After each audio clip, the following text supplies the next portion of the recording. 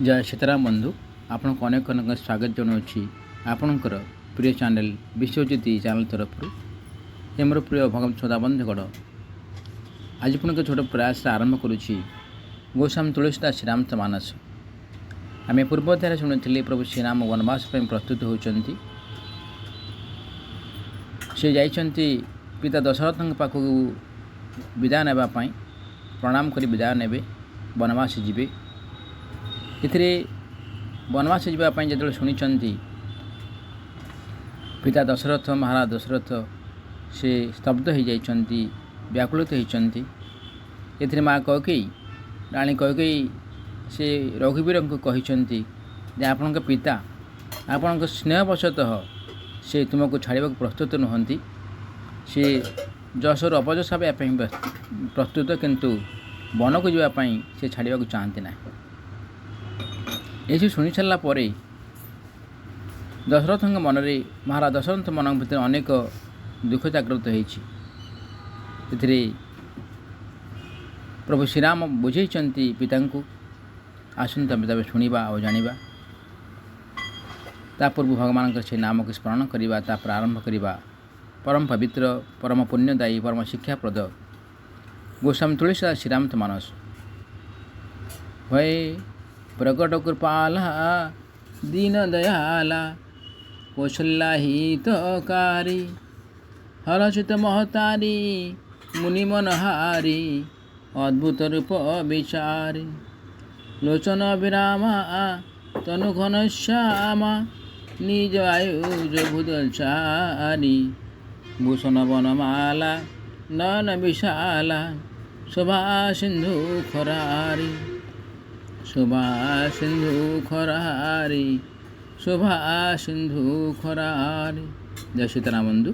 पुणी थे आपण मानक स्वागत जनावि आपणकर चैनल विश्वज्योति चैनल तरफ आपण मैंने भगवान आपण मैंने भल रुहतु सुखर रुहतु शांति रुहतु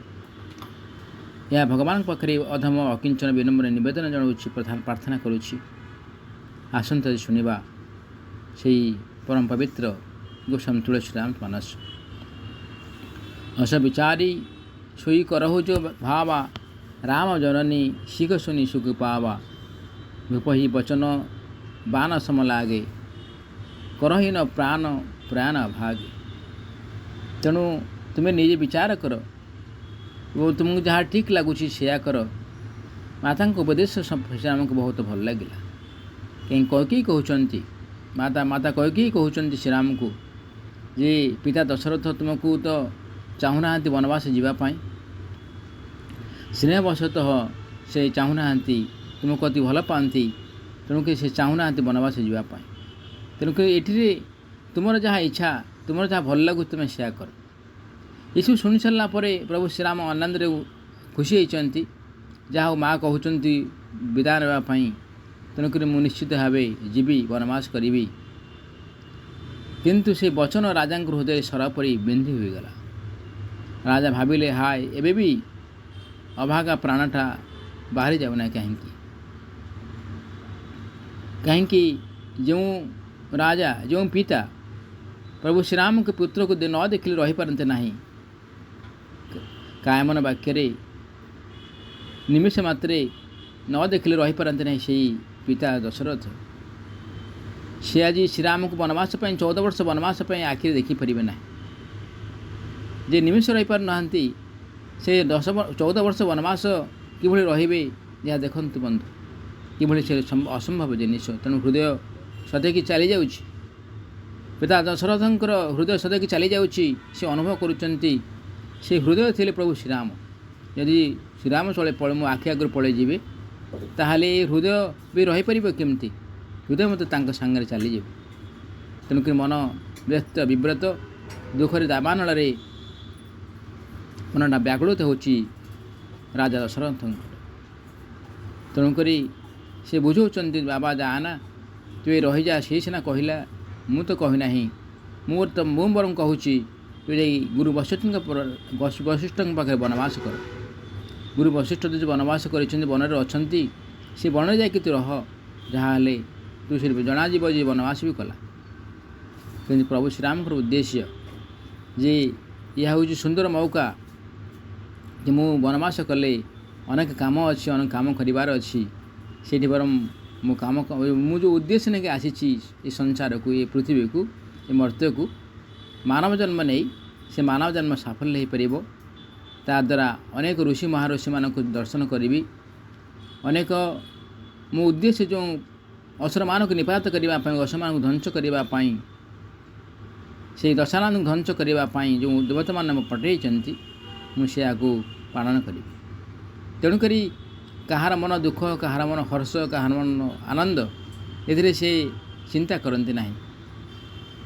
कहीं से परम पिता परमात्मा से समस्त पिता से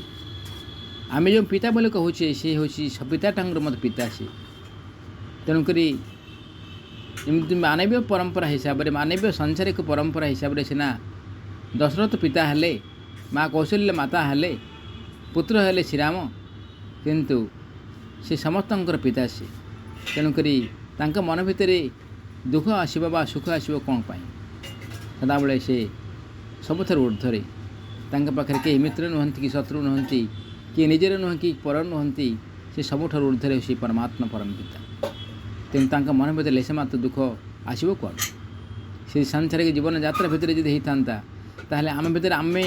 तेलन दुनिया भितर बंचीचे परिवार गृहस्थ भितर बंचीचे आम मन भितर दुख आसवा स्वाभाविक कहीं आम मानवीय शरीर मोहग्रस्त मायाग्रस्त आम जड़ित तो माया ठार ऊर्धरे प्रभु श्रीराम ये माया मोह ये ममता बांधि रखिपर किपर तेणुक सी आज निर्द्वंद्वे निर्विकार भाव से चलीजे वनवास करने उद्देश्य पालन करेंगे देवता मानकर इच्छा को पूरण करेंगे आसन बंधु तापर आम शुणा लोग विकल मूर्छित नर नाहु कहा करियो कछु सुजन काहु रामु तुरत मुनिवेश बनाई चले जनक जननी सिरुनाई अर्थात राजा मूर्छित हो गले सब देखी लोग विकल हो पड़े कौन कराजिब कहार कि बुद्धि दिखला ना श्रीराम तुरंत मुनिवेश धरी माता पिता को प्रणाम करी सेठार बाहरी पड़े सजीवन साजु समाजु सब वनिता बंधु समेत बंदी विप्र गुरु चरण प्रभु चले करी सब ही अचेत अर्थात वनवासर सकल सरंजाम धरी स्त्री सीता और भाई लक्ष्मण सहित श्रीराम गुरु और ब्राह्मण मान चरण वंदना कले और समस्त को हतबाक करदे से चलीगले निकषे वशिष्ठ द्वार भय ठाड़े देख लोग विरह दब दाढ़े कही प्रिय वचन सकल समूह आए विप्र वृंद रघुवीर बुलाए अर्थात राजमहल बाहरी श्रीराम जा वशिष्ठ द्वार देश ठिया हेले से देखिले जे समस्ते विरह अग्नि जलुंट तेणु से प्रियजन को तेणुक से प्रियवचन कही समस्त प्रियवचन कही समस्त बुझाइले तापर श्रीराम ब्राह्मण मंडल को डकाइले गुर सन बरसा सन दिन्हे आदर दान विनय वश किन्हे जाचक दान मान संतोषे मीत पुनीत प्रेम परितोषे अर्थात गुरु को जनाई से ब्राह्मण मान पूरा 1 वर्ष खाद्य सामग्री प्रदान कले और आदर दान तथा विनय से वश करदेले तापर जाचक मान दान और सम्मान दे संतुष्ट कले और मित्र मान पवित्र प्रेम प्रसन्न करदेले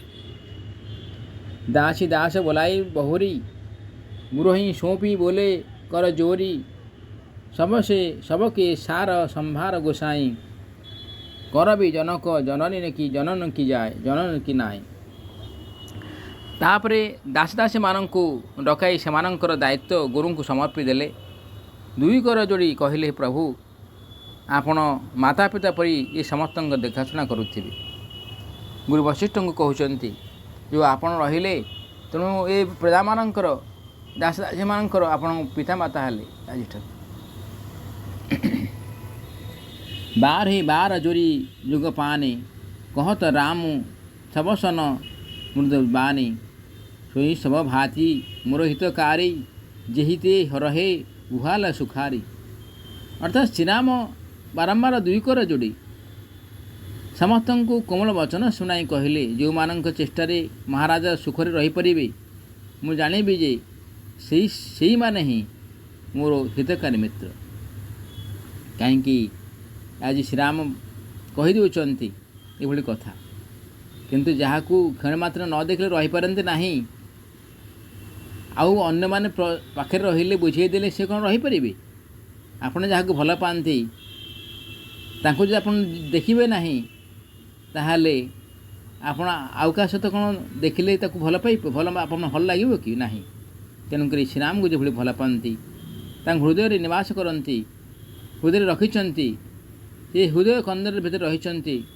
ये हृदय खंडर से बाहरी चली जाऊँच, हृदय भितर जो जो हृत्पिंड रही, हृदय कमल रही, हृदय कौन कमल से शोभा पाइब कि शोभा पाइब ना। आज से भाई अवस्था है पिता दशरथंकर, महाराज दशरथंकर जे चक्रवर्ती राजा, से राजा थे राजसी। तेणु से राजा आज के दंभ के दाम्भिकता के साहस, तांकर साहस पाई युद्ध कौशल पाई देवता मैंने डाकुले, इंद्र मैंने डाकुले युद्ध करने नहीं डाकुले। से राजा आज अनेकों को दुख निवारित करिसें। से राजा आज निजे स्तंभित और दुख प्राण जड़ित होती, या ठारू कौन भाई कौन बा कहुपर। तेणु आज प्रभु श्रीराम मन भितर पितांकर ए दुख, पितांकर ए दुख दुर्दशा तांक मन भितर पहुँची पारुना, से हल्का नहीं, से अन्य उपर अजाड़ देती जे तुम्हें पितामाता सेवा कर, पितामाता तुम्हें भल सेवा करें मु जानी तुम सी हूँ मोर मित्र। ये संसार रे मित्र को मान रही, मित्र क्या कह जाए, ये संसार मित्र क्या कह जाए। मित्र से ही बने व्यक्ति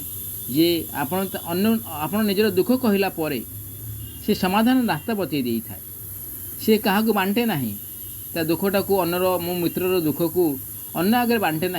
अन्नर दुर्बलता को बांटे ना, मित्रर दुर्बलता बांटे ना, से समाधान रास्ता खोजे और समाधान रास्ता कही मित्र को दुख दावानलू फेरेनी, ताहा कहुए मित्र। आउ परम मित्र हेले भगवान से प्रभु श्रीराम। तुम सी तो परम मित्र, मित्र तो साधारणतः भाई स्वास्थ्यर टी आँच आसले मित्र छाड़ी पलि जाती, बेले बेले देखिए उणा अधिक आँच आसले से पलि जाती मित्र सांग साथी माने,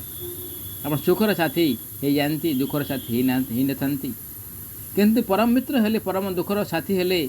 से भगवान प्रभु परमात्मा परम पिता से श्रीराम प्रभु श्रीराम। यदि परम मित्र होइकि से चली जाउछंती, ताहले साधारण भावे जो आम जो माया भितर रहीचे, जो मोह बंधन भितर रहीचे, ममता भितर रहीचे, आम कौन प्रकृति से कौन मित्र कि नाई, आम ही मित्र नहीं। किंतु प्रभु श्रीराम कहीदे जे मो पितामाता को भल रखिपर, मो कथा को बुझे दे पार, मो भूल दे पार, सी हूँ मोर मित्र हम। माँ तू सकल मोरे विरह जे ही न हो ही दुख दीन, सोई उपाऊ तुम करहु सब पूर्वजन परम प्रवीण। से प्रवीण पुरवासी वृंद आपण मैंने समस्ते से उपाय करंतु, जहाद्वारा कि मोर माँ माने मो विरह दुखरे व्याकुल हेबे ना। यही विधि राम सबहि समूह जहावा, गुरुपद पदम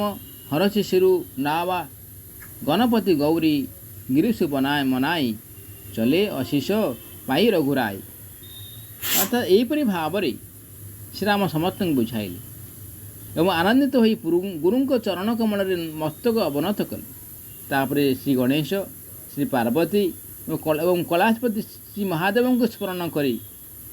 तथा गुरुंकर आशीर्वाद ग्रहण करी श्री रघुनाथ वनपथरे चलीगले।